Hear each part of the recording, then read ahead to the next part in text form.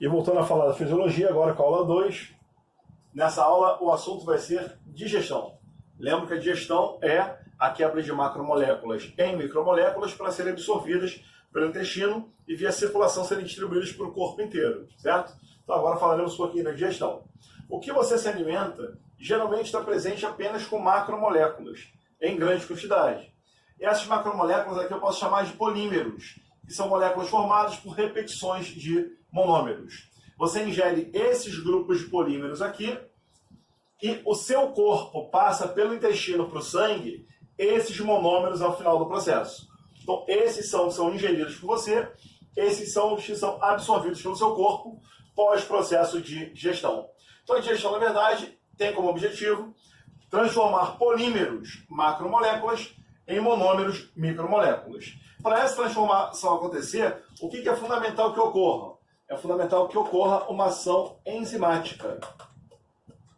Os catalisadores biológicos, as enzimas fabricadas no nosso corpo, é que vão participar de processos de transformação de carboidratos como amido em glicose para ser absorvido no seu intestino. Triglicerídeos, que são lipídios, em glicerol e ácido graxo, que serão absorvidos pelo seu intestino e serão conduzidos até o seu fígado, para depois ter o destino final. Proteínas que vêm na sua alimentação, lá do leite, da carne, de alguns alimentos de origem vegetal, serão digeridos por enzimas e transformados em aminoácidos, que vão ser absorvidos pelo seu intestino e distribuídos pelo corpo inteiro. E além de DNA e RNA. A comida que eu como tem DNA e RNA. Qualquer comida formada por células. Esse DNA e RNA também serão digeridos por enzimas, formando nucleotídeos, adenina, timina, citosina, guanina e uracila, que serão absorvidos por você e via circulação distribuídos ao corpo inteiro. Então, a partir de enzimas, esses polímeros virarão monômeros que serão absorvidos pelo seu sistema circulatório. Só não esquece que a enzima, para funcionar, depende do substrato, do pH da solução onde ela está e da temperatura também. Temperatura não nos preocupa muito, porque temperatura o nosso corpo já se mata para tentar mantê-la mais estável possível. Somos animais endotérmicos. Conseguimos gerar calor dentro da gente por metabolismo. E com isso a gente consegue se aquecer e tentar manter a temperatura constante. E quando está ao contrário, quando está calor demais, nós gastamos calor na água para tentar nos termorregular. Legal? Olha, para a digestão ocorrer, enzimas são fundamentais. E as nossas enzimas do sistema digestório, nossas enzimas que participam da digestão do organismo, elas são hidrolases. Elas quebram usando água, tá? Elas fazem a hidrólise, a lise com água. Um exemplo de hidrolase para vocês é do nosso corpo estar presente quando a maltose, um disacarídeo formado por glicoses, vai ser digerido no seu intestino. A digestão da maltose no seu intestino usa uma enzima denominada maltase. A maltase, quando vai digerir a molécula de maltose, quebra a ligação que existe entre as duas glicoses que formam maltose, adicionam ao processo moléculas de água, uma hidroxila na região de uma ligação e o hidrogênio na região da outra, e acaba separando uma glicose da outra. Quebramos a maltose utilizando água. Daí a hidrólise, feita por uma hidrolase chamada de maltase. Então são assim que as enzimas da digestão vão funcionar. Beleza? Se alguém for tentar o print, o momento é esse aí. Seguindo com o nosso processo de digestão, vamos falar um pouquinho agora do sistema digestório humano. O nosso tubo digestório, né? Por que tubo? Porque literalmente é um tubão que atravessa você pelo meio. É um tubo que tem entrada na sua boca, passa por vários órgãos internos que atravessam o seu organismo, ainda sendo tubo, tem um grande dobramento na região do seu abdômen e acaba saindo lá no finalzinho, lá na região entre seus glúteos, entre suas nádegas, né, com o nomezinho biológico de ânus, ou popularmente o olho mágico, que vai liberar os resíduos da digestão do seu corpo. Então o alimento entra pela boca, passa por vários órgãos em formato de tubo até ser evacuado pelo ânus ao final do processo. Daí o nome tubo digestório, tá? É o sistema digestório porque esse cara tem nossos principais órgãos de digestão. Na verdade, ele tem os órgãos de digestão que vão quebrar os alimentos para você poder absorver e conseguir seus nutrientes tão fundamentais para a vida. Esses caras aqui em vermelho, esses caras estão nomeados e que a seta em vermelho passa por ele, representa para vocês os órgãos do tubo digestório por onde o alimento passa. Então o alimento passa por todos esses órgãos, ó, boca, faringe, esôfago, estômago, o intestino delgado com suas 3 regiões, eu botei 2 juntas aqui, vocês já vão entender o porquê, o duodeno e depois o jejum no ilho. Do delgado passa para o intestino grosso, com suas 3 regiões, seco, cólons e reto, que acumula o bolo fecal. E aí o ânus, 2 válvulas, 2 esfínteres, que vão liberar para o meio o bolo fecal quando o processo de digestão acabar e você for evacuar aí no processo. Então por aqui passam o nosso alimento, beleza? Existem outros órgãos do sistema digestório por onde o alimento não passa. Por exemplo, as nossas glândulas salivares, que são glândulas presentes na boca, 2 sublinguais, 2 submaxilares e 2 parótidas aqui no final, que vão liberar sucos digestórios sobre a boca. Nós temos ainda atuando, liberando sucos sobre o duodeno, um amigo famoso de nome pâncreas.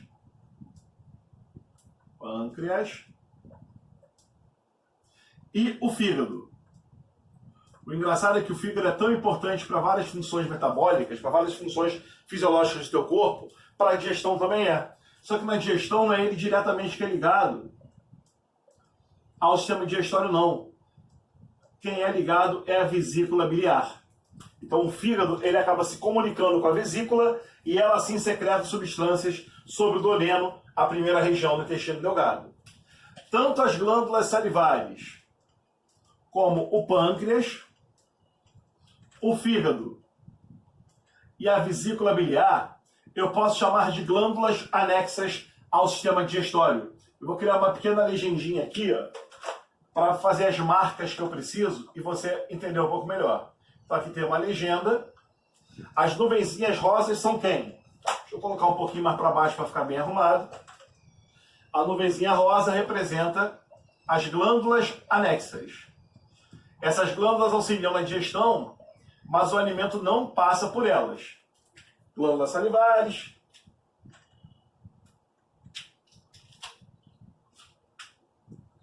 fígado, pâncreas, vesícula biliar.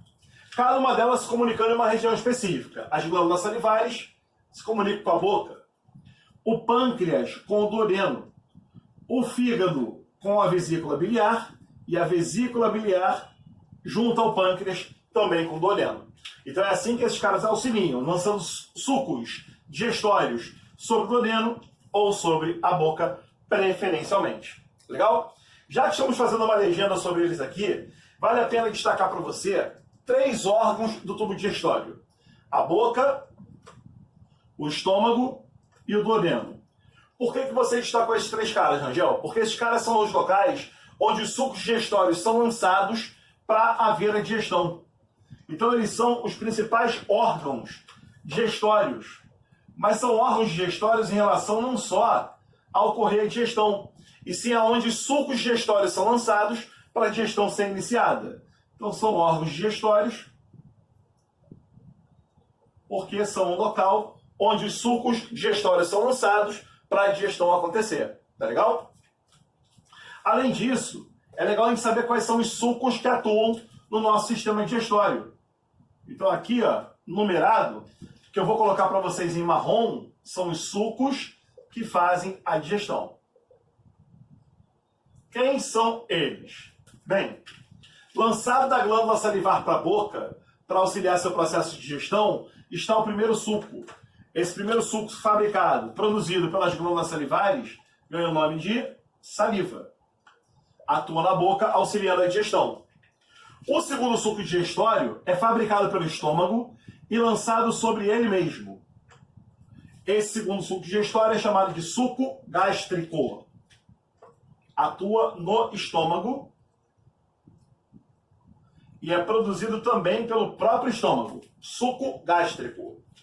O terceiro suco é produzido pelo duodeno e atua sobre o próprio duodeno. É o suco de número 3. Esse suco 3, que é fabricado e atua no duodeno, chama-se suco entérico. O suco 4 é produzido pelo pâncreas e lançado sobre o duodeno. Como o suco é fabricado pelo pâncreas, ele ganha o nome de suco pancreático. E o último suco aí dos digestórios é o único suco que não digere diretamente, mas auxilia no processo da digestão. É o suco 5, fabricado pelo fígado, armazenado na vesícula biliar, mas lançado sobre o duodeno quando necessário. O suco 5 é denominado bile. Um suco emulsificante, que a gente já fala dele nos processos de digestão aí. Legal? Então o alimento começa a ser digerido na boca, da boca passa para a faringe, uma grande abertura que é uma interseção com o sistema respiratório. Da faringe o alimento chega ao esôfago, um tubo que começa no seu queixo, desce pelo seu pescoço, atravessa o seu tórax e lá na boca do estômago, desemboca no estômago em si. Do estômago ele vai para o intestino delgado, primeiro o duodeno, depois o jejum no ilho, depois o intestino grosso, passando pelas 3 regiões, para ser evacuado pelo ânus. Detalhe importante, nos órgãos de digestão, as enzimas que vão atuar na digestão atuam em pHs diferentes. Para cada órgão, as enzimas atuam em um específico pH. Então, por exemplo, enzimas que atuam na boca atuam em pH neutro, em pH 7. Enzimas que atuam no estômago atuam em pH ácido, pH 2. Enzimas que atuam no duodeno atuam em pH alcalino. Esse pH é 8. Então, pHs diferentes definem a ação enzimática em cada desses órgãos aí. Legal? Tranquilinho? E aí nós temos alguns problemas. Qual é? Na boca começa a digestão. Mecânica e química, como a gente vai ver um pouquinho mais à frente na próxima aula. Na faringe ocorre uma passagem. No esôfago, a partir do momento que você engole o alimento, ele passa pela faringe e chega no esôfago. O esôfago é um órgão muscular, rico em musculatura lisa, que começa uma contração da sua musculatura, da sua parede, levando o alimento em digestão, em direção ao resto do tubo digestório. Você pegou um pedaço de banana, comeu, e aí deitou, não é a gravidade que vai levar o alimento, senão o alimento ficaria parado, não teria como andar. Quem vai empurrar o alimento ao longo de todo o trato digestório são movimentos que se iniciam no esôfago, chamados de movimentos peristálticos. É o peristaltismo. O peristaltismo ele começa aqui no esôfago, segue estômago, duodeno, jejum no ilho, seco, cólons e parou. O movimento peristáltico, quando chega no reto, ele é interrompido. Até porque, se não fosse, como o movimento peristáltico ele é involuntário, se você tivesse no reto o movimento peristáltico, o reto acumula bolo fecal, você ia se defecando pela rua. Você ia andar soltando cocôzinho tudo quanto é canto que você estivesse por aí. Então acumula-se o bolo fecal no reto, onde o peristaltismo já foi interrompido. A velocidade do peristaltismo pode auxiliar na digestão. Ele pode passar mais rápido ou mais devagar, facilitando os processos digestórios ao longo do tubo. Outra coisa, o alimento vai mudando de nome quando ele passa pelos órgãos. Na boca, ele se chama bolo alimentar. Quando chega no estômago, já ganha o nome de quimo. Quimo. Quando chega no intestino delgado, o bolo alimentar passa a se chamar quilo. Quimo no estômago, quilo no intestino delgado. Já no reto, já está com o nome de bolo fecal há muito tempo. Só que o próprio intestino grosso já não absorve mais nutrientes, então aqui também temos como bolo fecal e as fezes eliminadas pelo ânus após ficarem acumuladas no reto. Último detalhe importantíssimo nessa parte inicial aqui, mostrando o sistema digestório. O estômago tem um pH altamente ácido. Estômago, é protegido por um muco em suas paredes, a mucina, que acaba impedindo que a acidez que tem dentro dele corroa suas células. Se você tiver uma infecção bacteriana séria no estômago, você tem uma gastrite. As bactérias se aproveitam desse muco para se esconder e se alimentar, dando uma inflamação que te dá a gastrite, com dor no estômago, queimação e etc. Se o muco do estômago sair dali, se a gastrite acelerar muito e as bactérias abrirem um buraco no muco, o líquido estomacal chegando às células do estômago vão causar lesões ulceradas, a úlcera estomacal. Então o estômago se protege da sua própria acidez com o muco que ele secreta em sua parede. Porém, nem esôfago, nem intestino delgado são adaptados ao pH ácido. Então, para controlar a passagem do bolo alimentar de um órgão para outro, impedindo o refluxo do estômago para o esôfago, ou passagem excessiva de ácidos do estômago para o intestino delgado, duas válvulas controlam a passagem de alimento do esôfago para o estômago e do estômago para o intestino delgado. Entre esôfago e estômago, nós temos o esfíncter cárdico, também conhecido como cárdia, que além de controlar a passagem do alimento do esôfago para o estômago e impedir que o alimento passe todo de uma vez, impede o refluxo dos líquidos estomacais para o esôfago. Entre o estômago e o intestino delgado é o esfíncter piloro, ou pilórico, também conhecido como piloro, que evita que muito alimento ácido passe de uma vez, que dê tempo do intestino delgado se alcalinizar para suas enzimas atuarem sobre ele e conseguir ocorrer a digestão. Beleza? E o intestino, Rangel?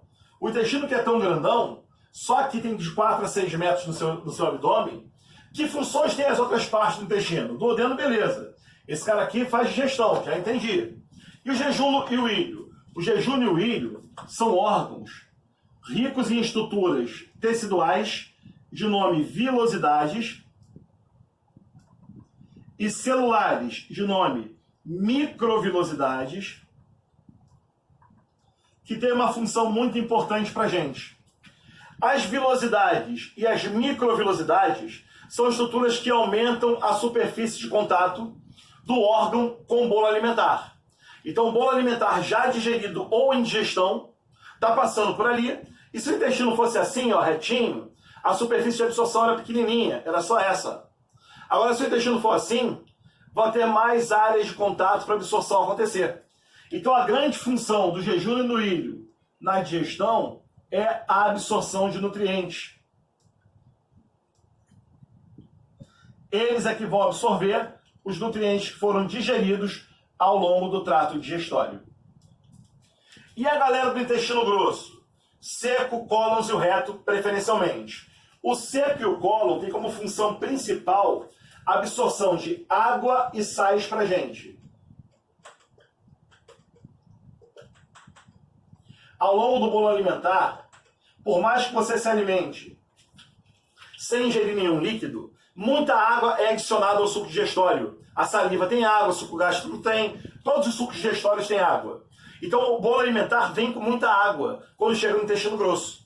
Boa parte dessa água é reabsorvida, até porque se não for, se você tiver muita água no bolo fecal, as suas fezes vão sair líquidas. Você vai ter a infeliz e famosa diarreia.